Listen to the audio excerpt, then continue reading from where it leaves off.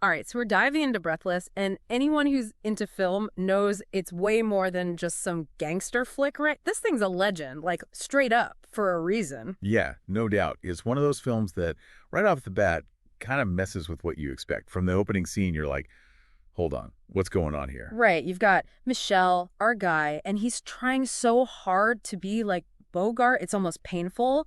Steals a car on a whim, kills a cop. It's like classic noir setup, but Godard's got this way of like yanking you off the rails just when you think you've got it figured out. Totally. He takes those classic elements you're talking about, the femme fatale, the whole gritty urban thing, Hmm. but he doesn't just use them. It's Right. like he's using them to explore something way deeper, something more Yeah. human, almost. For sure. And okay, speaking of femme fatales, we got Patricia, right? American girl in Paris, playing it cool, and then bam, betrays Michelle. But the why? That's a real head scratcher. We've dug up all this stuff like legit academic papers, film analyses, even Roger Ebert's 2 cents on it, and no one seems to agree on what makes her tick. Well, that's the beauty of it, isn't it? I mean, Yeah. Patricia is like this puzzle that never quite gets solved. Is she cold-hearted? Is she just scared?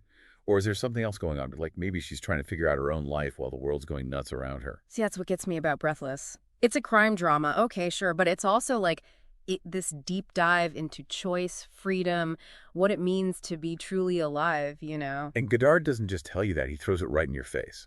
The way he made the film, it's all there, in your face.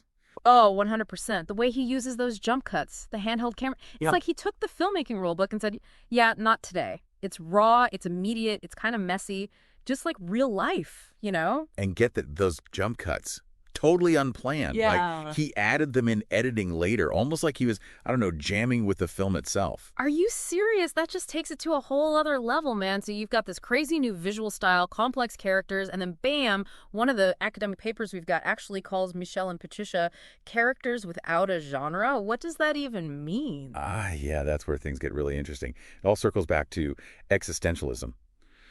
Picture this. Post-war world, right? Disillusionment everywhere. Nobody knows what's going on. Everyone's just trying to find some meaning in all the chaos. That's Michelle, right? Living for the moment, no consequences until there are. Okay, yeah, I see it. It's not just some guy running from the cops. It's way deeper than that. And Patricia, too, right? She's like floating through all this chaos, just this American girl in Paris.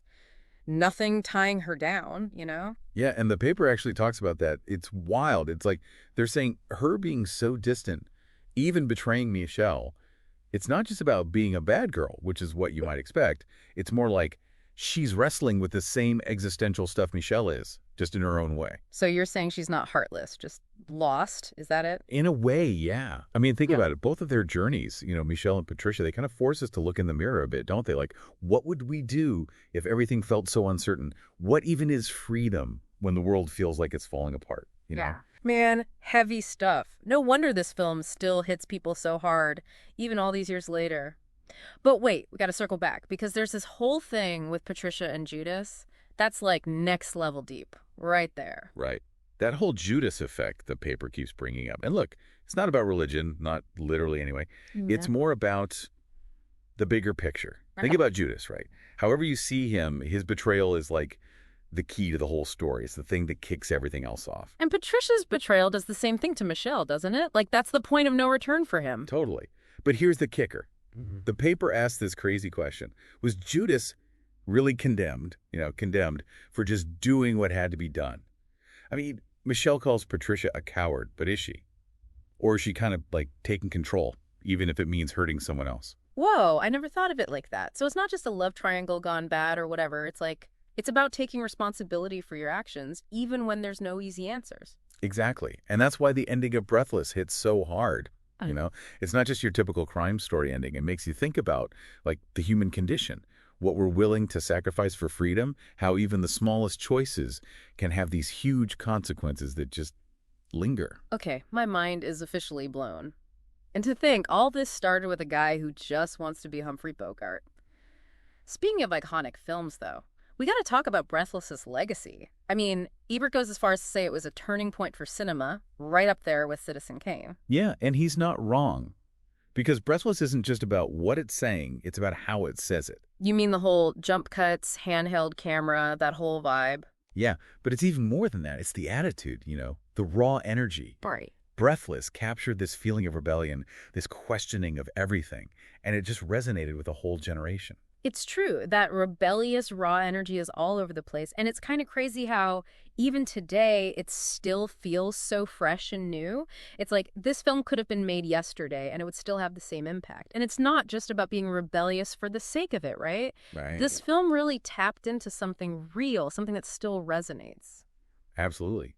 Ebert even said, like, you can draw a straight line from Breathless to things like Bonnie and Clyde. Mhm. It's like this whole wave of filmmaking, it started right here. Yeah, those classic movies, The Rebels, The Outsiders, Breathless, kind of laid the groundwork for all of that, right? Showed everyone that you could break all the rules and still tell a story that just grabs you. For sure. And what's wild is, even with all that, it still feels so modern. It's like Godard was 50 years ahead of everyone else. It's true. This film could have come out today and it would still feel just as powerful and relevant, I think. I think so too. And honestly, that's got to be because of the themes, right? That whole search for meaning, for freedom, dealing with the consequences. We all go through that no matter what.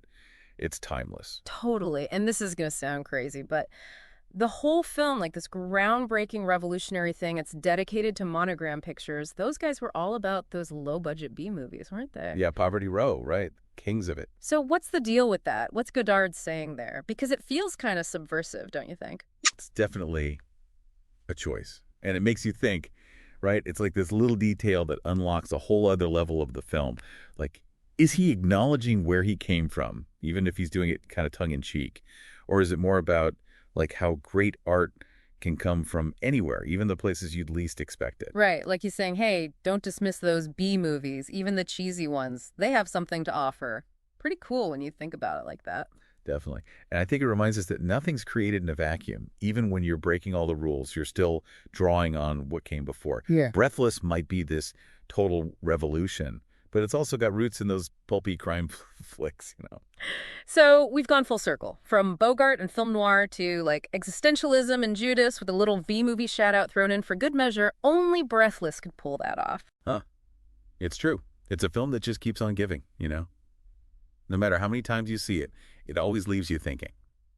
Godard was a genius. Well said. I don't know about you, but I'm ready to watch it again with fresh eyes. Thanks for taking us on this deep dive. Definitely gave us a lot to chew on. My pleasure. And hey, don't let the conversation end here, right? What parts really stuck with you? What do you see now that you didn't before? Take another look at Breathless. I guarantee you'll find something new.